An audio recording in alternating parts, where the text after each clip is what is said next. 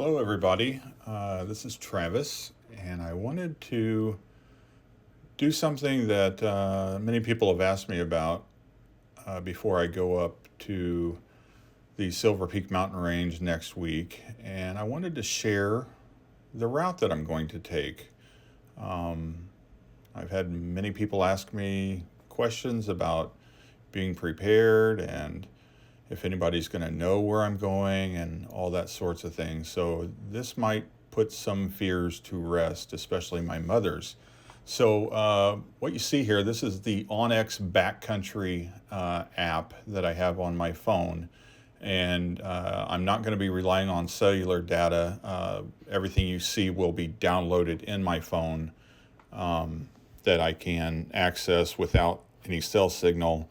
And as a backup, I also have a handheld GPS that will have all the coordinates that I need stored in it. So even if my phone were to die or become disabled, I still have a backup to get up to the site and back to the car if I have to park and leave the car.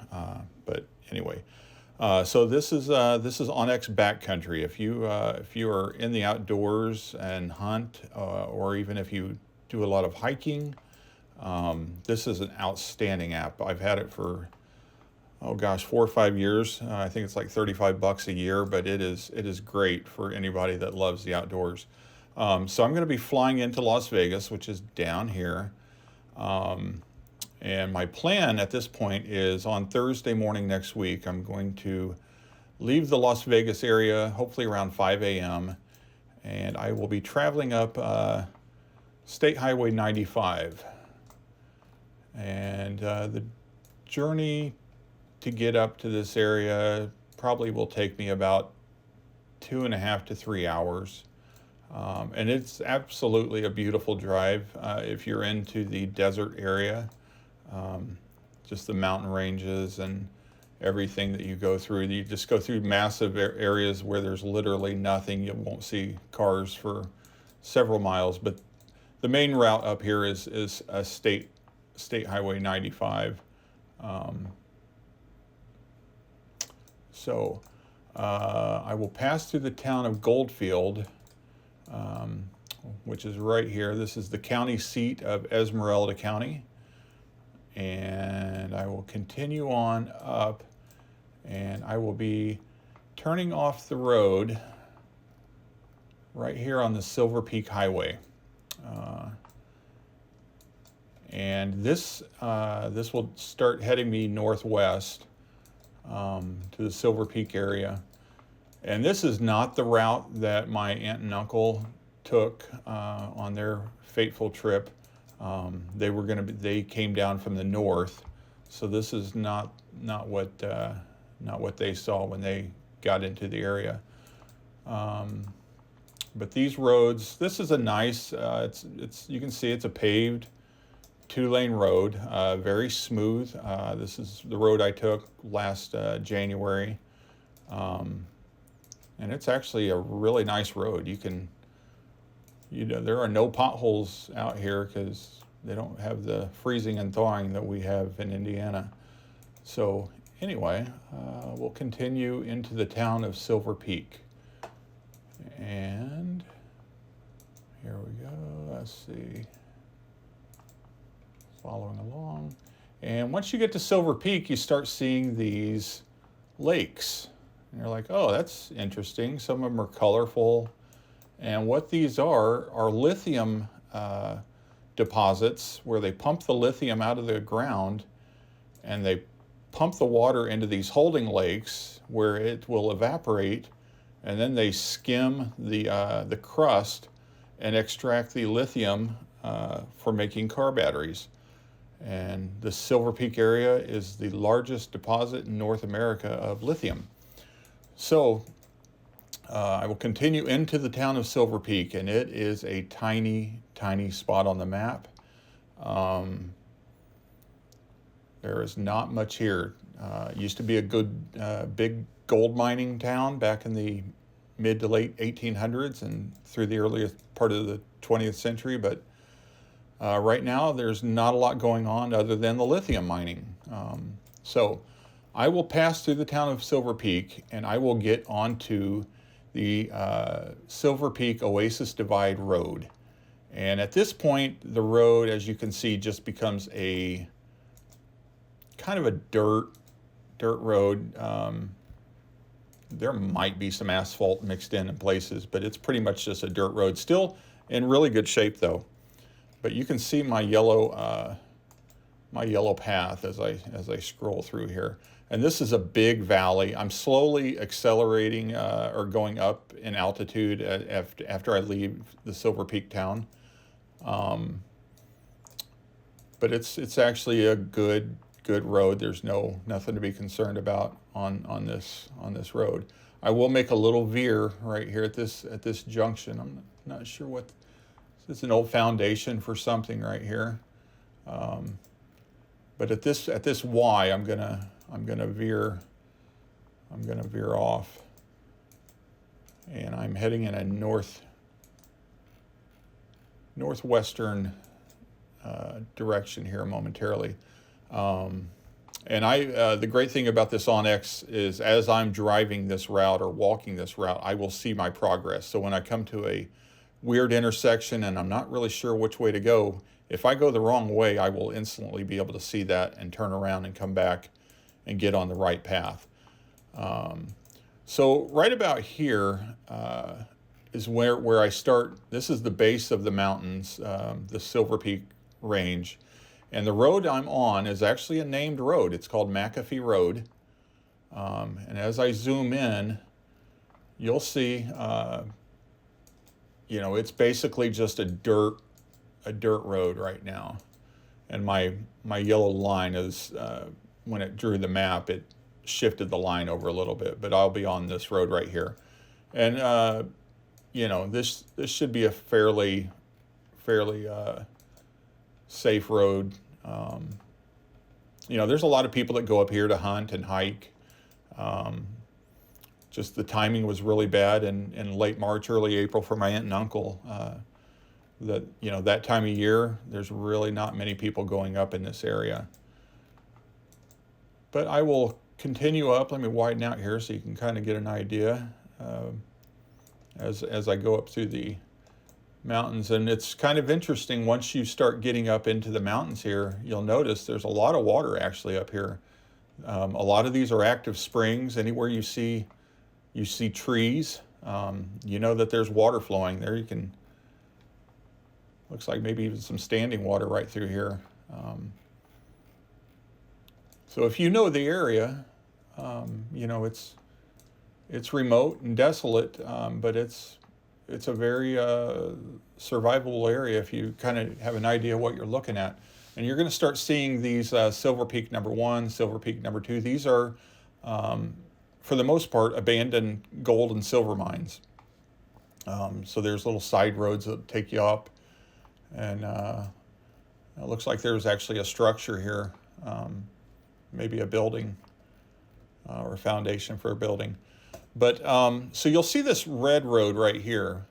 This is Silver Peak Canyon Road. It's kind of hard to see because McAfee Canyon Road. This road, I think this is how my aunt and uncle drove into the area. Because if you follow this yellow road out to the west,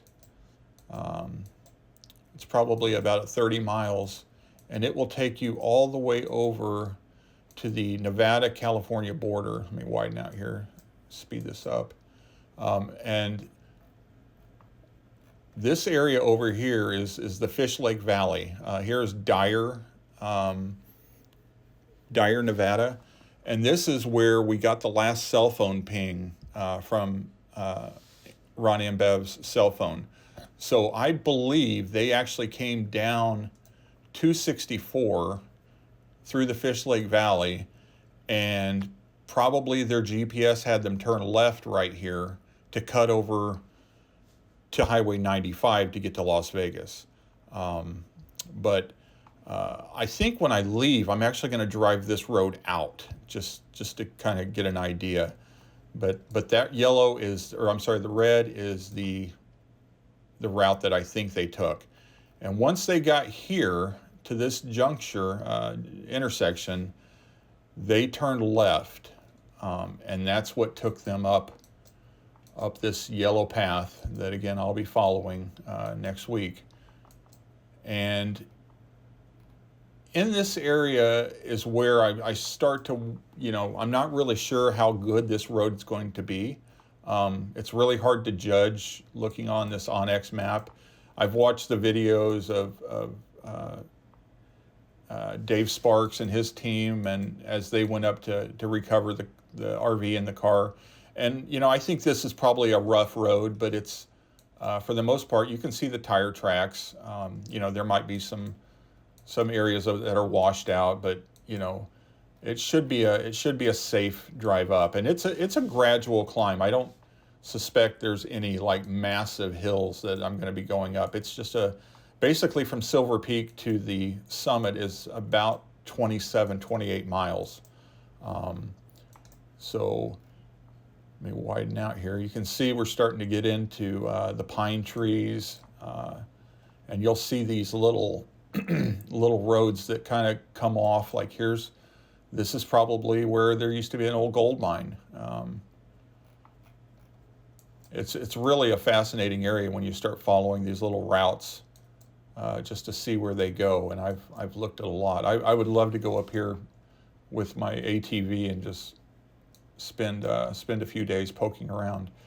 But once we get into these areas, I'm fully prepared. Like once things get a little bit rough for the car, I will just park and walk. It shouldn't be anything that I can't handle to hike on up here. These are roads I'm hiking. They're not just off country trails. So my aunt and uncle, if you follow this yellow, and you'll see this blue right here, and then you'll see this blue right here. This blue right here is how they were in the RV at this point, and they came up here. Now again, they drove their RV up here, so I think I'll be okay in a four-wheel drive SUV.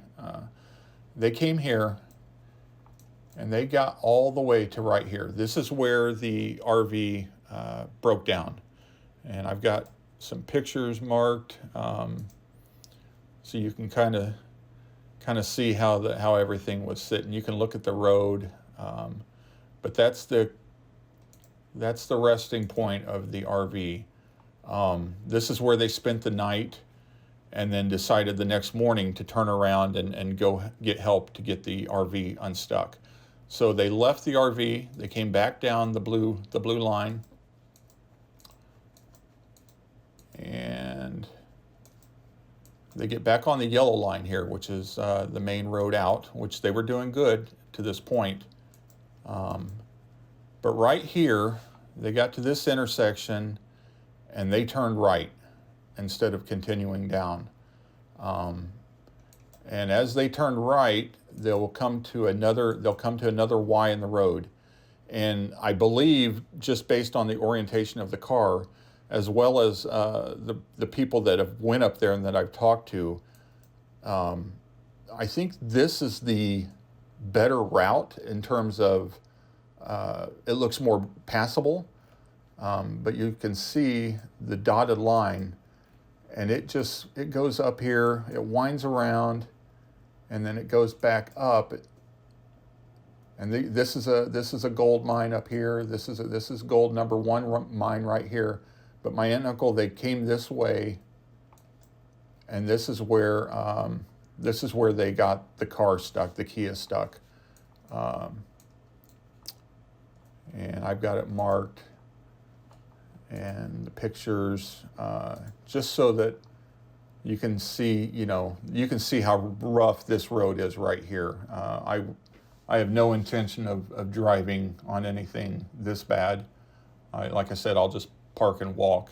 It's not that far. But you can see there's the cross that the team left to mark the spot. And it's interesting that they were right here, and follow this on up right here. You got gold #1 mine. So there's a gold mine right here. It's pretty interesting. So that's basically the route, and you can look over here, and these are the GPS coordinates to that spot. I'm going to go here first. If I have plenty of time and everything is looking good, I will go on up to the location of where the RV was left. The distance from this point, the RV point, to here is about a half a mile, maybe a little bit more, 3/4 of a mile.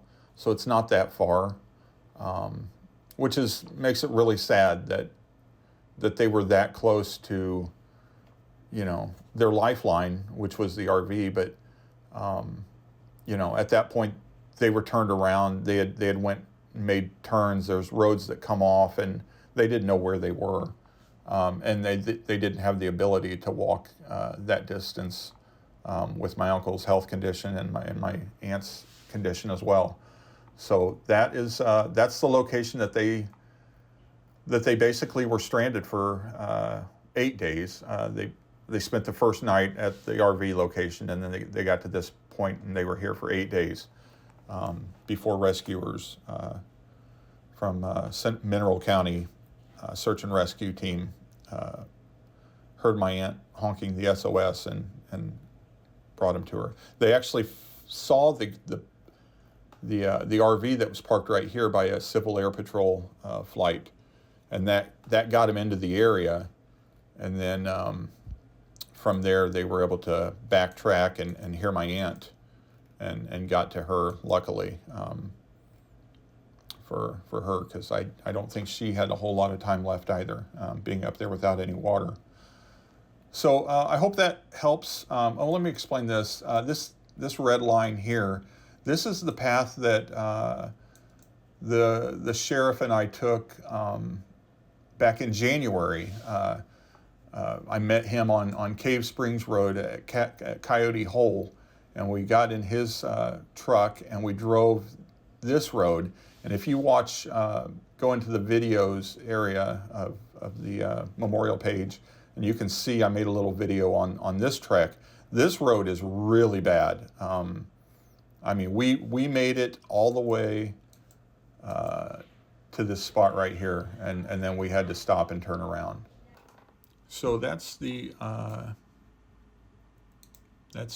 route and the plan for my trip up as I go up to take a memorial stone to where my uncle spent his last days on this earth. Really looking forward to making it up there. So hopefully I will check in as I go and leave updates on the page for anybody that wants to follow along and see how I'm going. I should have pretty good cell signal. I've looked at cell coverage maps for my carrier, and this area, actually, there's decent coverage until you get right up in this area, close to where they were, and then the cell signal just really is sketchy. I'm sure it'll be sketchy, but it is there is a signal up there, and I will have a drone with me. And I was telling my mom, I said, gosh, if my aunt and uncle had happened to have had a drone, they could have put a text message in their phone and then put the phone on the drone and flown it up in the air, and I'm sure they would have hit a cell tower back over here in Dyer or over in Silver Peak. You got Red Mountain is right here, and that kind of blocks Silver Peak. But if you got up high enough, you could have got a cell signal out of that area. When they airlifted my Aunt Bev out of there, her text message with the GPS coordinates of their location finally went through to my cousins. That's a backup plan of mine. If something were to happen and I can't get a cell signal out and I need help, I will put my phone on the drone, which is more than capable to carry a cell phone up, you know, 3, 4, 500 foot and get a cell signal out of there, I'm sure. But people will know where I'm at.